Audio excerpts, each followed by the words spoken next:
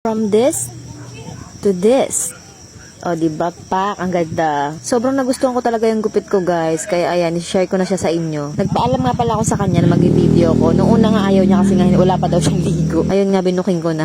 Ang gaan nga lang pala ng kamay niya, guys. As in, hindi mo mararamdaman yung parang mga sabit-sabit. Meron kasi nagugupit na parang nasasabunutan ka, diba? Na-try nyo na ba yun? Friendly nga din pala tong mga staff. Kaya napaka-komportable rin magpagupit sa kanila. Yung tipong pwede ka sa kanila makipagtsikahan, makipagtawanan, ayan. Pero depende rin naman siguro sa tao kasi ako medyo, medyo madadala ko ganun, medyo osyosera.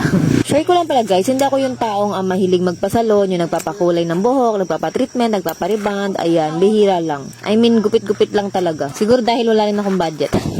Yun talaga yun eh. Ito na nga yung final look niya, guys, diba? Ang ganda. Very satisfied nga ako kasi hindi siya sobrang haba, hindi din siya sobrang iksi, ayan. So, ito nga, guys, pala, ipakita ko sa inyo yung kanilang salon. Pagpasok mo, so, ayan po siya, ayan, yung mga buhok ko pala yan, hindi pa nalinis. Very cozy nga siya, guys, and ayan nga, ang gaganda ng mga pailaw, ayan. Bago lang pala sila, guys, as in kahapon lang sila nag-open, April 6. Ang cute, guys, ayan, pwede ka dyan mag-picture-picture, pero for pedicure talaga siya. And foot spa, may foot spa rin pala sila. And naka-promo pala sila, guys, ngayon ha, 50% discount. Ayan, napapromote na nga. Kasi nga naman, nagandahan talaga ako sa gupit. Kaya kung malapit lang kayo, guys, sa Mercus Complex, ayan, puntahan nyo na yan. CJ Hair and Nail Salon, yan po yung kanyang pangalan. And may page din pala sila, guys. Pwede nyo pong puntahan and ma-follow na rin. Ayan, hindi naman halatang gustong-gusto ko yung gupit ko, diba? Ayan. So, free promotion lang pala to, guys. Gusto ko lang makatulong sa kanila kasi nga bago lang sila. Pero tumatanggap din po ako sa mga gusto magpa-promote dyan.